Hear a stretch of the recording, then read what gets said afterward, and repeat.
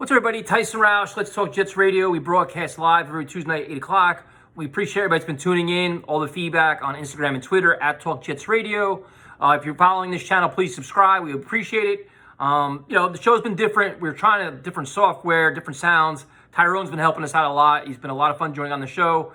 So we're going to do the best I can to keep it just the content fresh and new and see what happens with it. It's a very weird time in the NFL, and sometimes you don't even want to talk about football with so much going on in this world. And I guess we'll start with that, where it's like now the rumor is that the Jets will only, with the NFL, will only have 2 preseason games. And this, if you've been listening to the show, is not a surprise. I'd be surprised they play any. I think they'll get down to 1, probably none, where they deem the preseason games meaningless. And then it becomes, okay, how do you prepare this team throughout training camp? How do you get them game scenarios, live reps, and how do you get all these new parts that are in place on the same page? Like this offensive line, which I've said a million times, has got to gel as fast as possible. If you don't have preseason games to do that, usually the third preseason game is your warm-up. Will you have that kind of scenario? If you don't, how do you simulate all this? How do you get these guys on the same page? And then the question is, how many games does it take to have them as a sound line, like a cohesive unit? And that was a question we talked about on the show last night.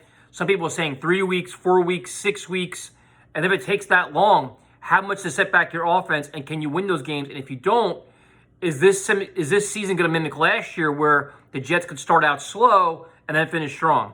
So again, an enormous challenge for Adam Gase and the staff, and an enormous challenge for the entire NFL.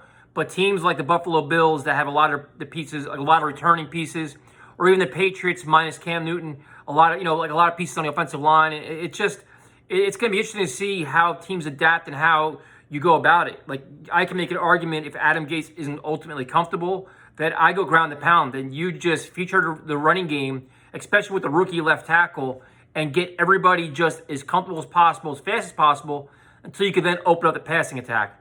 The last thing you want to do is try to go, air Gase, and Darnold's running for his life, getting his ass kicked, throwing bad passes.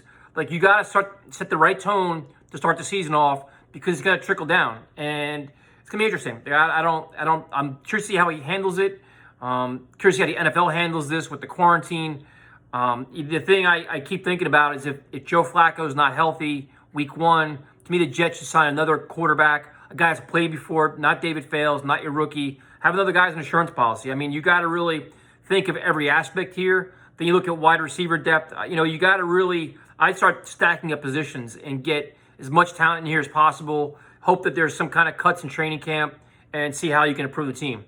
So a lot of pressure on Gase, and there's a lot of pressure on Sam Darnold too, because the expectations for all of us are to play well. So if he even gets mediocre line play, can he make big plays? Can he get this offense rolling? Can he get in sync with Perriman and Mims and all these different things? Can he get Herndon back in the flow? So it's going to be fascinating to see how this all works out. The other thing is, the return of Cam Newton to the NFL and to the New England Patriots, which to me is not a surprise. I don't know why everybody's acting so surprised. They're either surprised or they're saying, "I told you so." I think anybody with a brain realized that the New England Patriots weren't going to go into the season with just Stidham and Hoyer. I mean, I think they knew that this was going to be the guy that, they're going to bring in a prominent person, a guy they can win with. Been there, done that. I'm not going to discount Cam Newton. I think he's motivated. He's a phenomenal athlete. And I think the Patriots will cater their offense to him if he's going to be their starter. You can do a lot of running plays. You can do all these gadget plays, and you can be very, very creative. And I think that they can win with him. I think their offensive line is going to be good.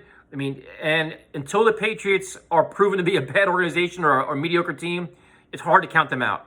So I think Cam is going to do just fine there. I think Belichick will maximize his potential. And then you look at, the Bills have their, a lot of good pieces, adding Diggs. The Dolphins are a reclamation project where even if Tua doesn't play, Fitzpatrick will get them rolling. So you look at, everybody wants to rank the quarterbacks in the AFC East. And I will say, I think that Darnold is the best one out of all of them. I would say Cam and Josh Allen are 2, 2A. Tua, we don't know if he's healthy. Then you have Fitzpatrick. I mean, they're all, I think Darnold, in terms of talent right now, where he's at, he's on the upswing. He's going up. Cam Newton's probably, he's kind of probably plateaued off a little bit. Josh Allen, I think, is improved. He's definitely improved. If he becomes more accurate, he's a very good quarterback.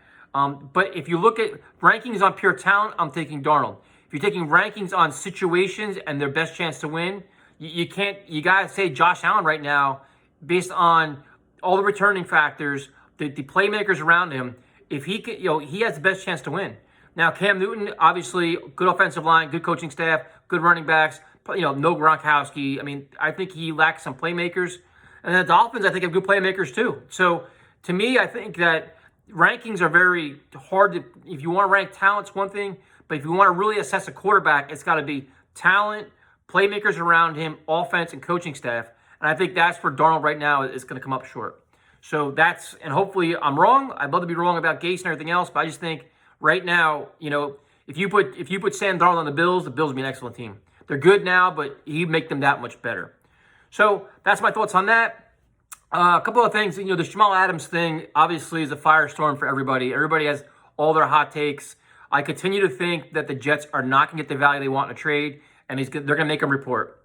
And once he reports, I honestly think the Jets should play hardball with him, and they should give a mandate to the locker room to no comments on contract talks at all. Or you can find. You can't have distractions. I mean, the media is going to wait for it, and Jamal's going to try it, and you have a mandate. Listen, we respect that everybody wants to make their money, but right now we're focused on football. We will not, as a team, talk contracts about our own or anybody else. Put a mandate up. And if Jamal doesn't act it, fine him. Play hardball. Do not let him create chaos in the locker room. Do not let him be a disruption, because we have enough things to worry about, whether it's your offensive line, getting all your playmakers in sync with the receivers. And on defense, you got Mosley back. You got things to work on there too. You got some new corners.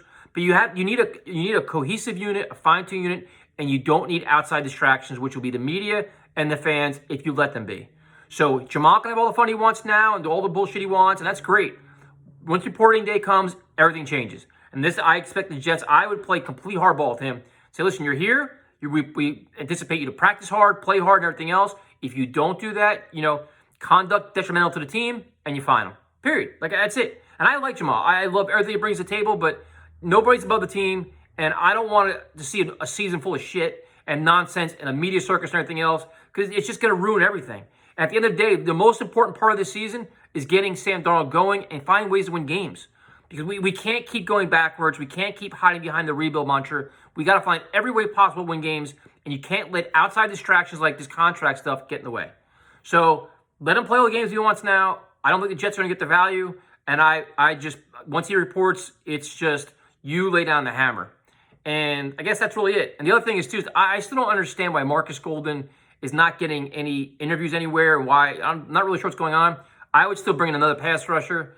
I like Jordan Jenkins. I like the other guys. I know they have Basham. I know they believe that guy, the peanut guy from the Ravens, they believe in him. But I still try to add as many playmakers as possible. And Golden right now is not looking for a lot of money. He has that weird thing with the Giants. If nobody else signs him, he's on a contract with them. I go after him. So thank you for watching. And one more thing. We're doing NJ MMA. We're doing a fundraiser where 10% of our sales go to community food banks in New Jersey. I want to thank Frankie Yeager for helping us out. Tamor Valiev, Corey Anderson, they've all helped us. NJMMAshop.com to check out all our gear. Like I said, it's all to help local schools and the community food bank in New Jersey. So thank you for watching. I think I rambled. Maybe I've repeated myself. And have a good day.